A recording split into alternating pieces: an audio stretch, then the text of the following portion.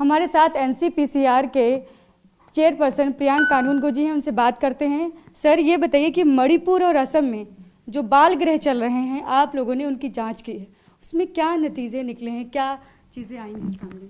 देखिए, हमने शिकायत पर प्राप्त जानकारी के अनुसार फिर 6 बाल गृहों की कुल inspection Assam state commission, Manipur state commission और एनसीपीसीआर से कंसल्टेंट एक्सपर्ट्स को भेज करके अब आए थे।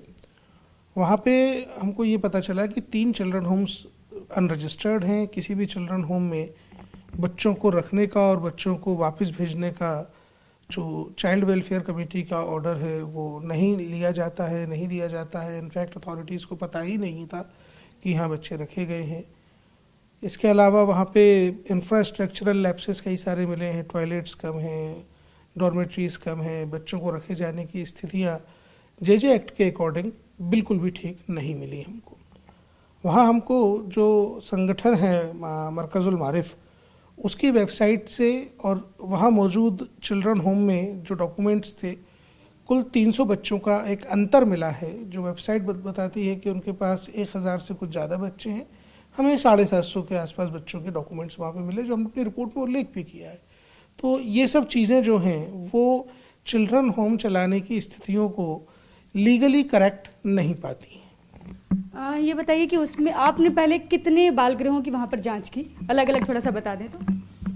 देखिए, कुल 6 चिल्ड्रन होम्स, जैसे मैंने आपको बताया कि 5 आसाम में और 1 मणिपुर में, उनकी अभी जांच की गई। इसमें से एक कई जो चीज़ें हैं जो संदिग्ध मिली हैं, उसकी जो फंडिंग हो रही है, आपने जैसा रिपोर्ट में अपनी बताया कि उसकी जहाँ जिस एनजीओ से फंडिंग हो रही है वो एनजीओ अलकायदा से उसके लिंक बताए जा रहे हैं।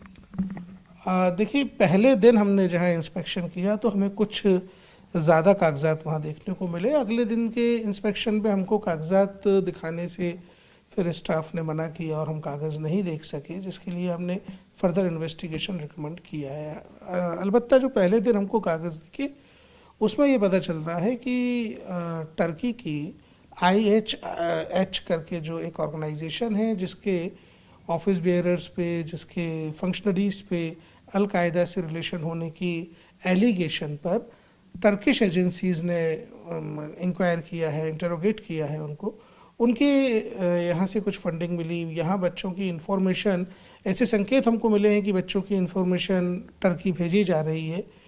जिन बच्चों की जानकारी डिस्ट्रिक्ट लेवल अथॉरिटीज़ को नहीं है, जिन बच्चों की जानकारी स्टेट लेवल अथॉरिटीज़ को नहीं है, मॉनिटरिंग एजेंसीज़ को नहीं है, कानून द्वारा स्थापित व्यवस्था के अंतर्गत ना बच्चों को रखा गया है, ना बच्चों को वहाँ से ले जाया गया है, ऐसी परिस्थितियों में ये आयोग का डर है कि बच्चों की सुरक्षा कहीं सेक्रीफाइस तो नहीं हो रही। इसलिए हम लोगों ने ये निवेदन किया है कि सरकारें उच्च स्तरीय जांच इस पर करवाएं, जो कि प्रॉपर स्पेशलाइज्ड इन्वेस्टिगेशन एजेंसीज के द्वारा होना चाहिए। क्या आपने NIA से जांच कराने के लिए भी यहाँ पर इसमें संशोधन की है अपनी तरफ से? देखिए, जिस तरीके के कागजात हमको मिले और जिस तरीके की फंडिंग जिन संस्थाओं से मिली, उसके बाद आयोग ने अपनी इंक्वायरी तो संपादित की है, परंतु हमको जो पेपर्स पब्लिक डोमेन में मिले हैं या जो दस्तावेज हमको इंस्पेक्शन के दौरान मिले हैं, ये बात यहाँ कहना ठीक होगा कि हमको यथोचित सहयोग नहीं मिला। इसलिए लॉ इन्फोर्समेंट एजेंसीज जो प्रॉपरली काम कर सकती हैं, उनके माध्यम से जांच कराया जाना बिल्कुल उचित होगा।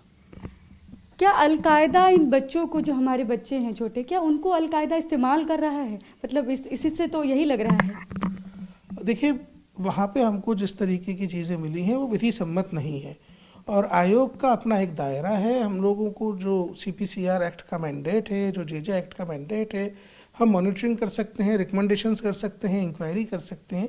इन्वेस्टिगेशन हमारे पर्व्यू के बाहर की बात है।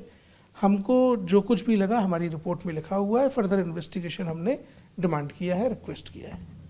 आप वहाँ पर जांच में आपको कुछ और चीज़ें भी मिली, जैसा कि आपने अपनी रिपोर्ट में बताया है कि उसमें कि कुछ स्लॉटरिंग भी हो, मतलब गाय भी कुछ कटने का कुछ मामला भी है। क्या बच्चों को वायलेंट बनाने के लिए सब कुछ जानवरों को उनके सामने काट रहे हैं? देखिए, हमको ऐसे प्रमाण मिले हैं कि चिल्ड्रन होम के अंदर जानवरों की स्लॉटरिंग की जा रही थी।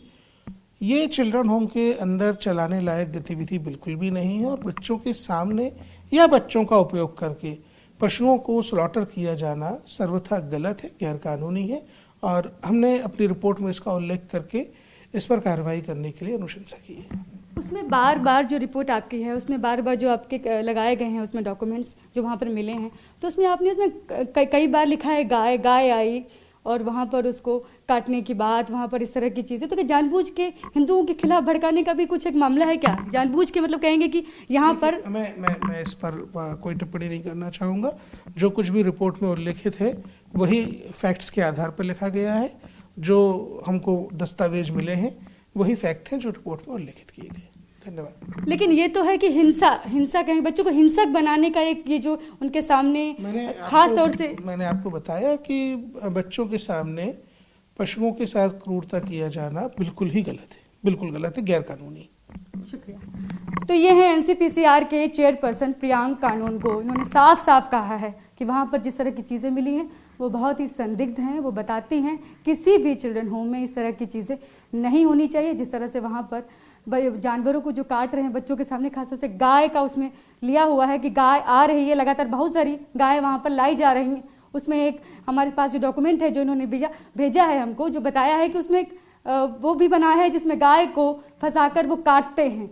सोचिए कि वो स्थितियां भी हैं। इसका मतलब अल-कायदा हमारे बच्चों को हिंसक बना रहा है और वो उसके लिए अपना इस्तेमाल कर रहा है, आतंक फैलाने के लिए देश में भी अल-कायदा इस्तेमाल कर रहा है। कैमरा पर्सन मनीष के साथ शालिनी वाजपेयी, टीवी 9 दिल्ली।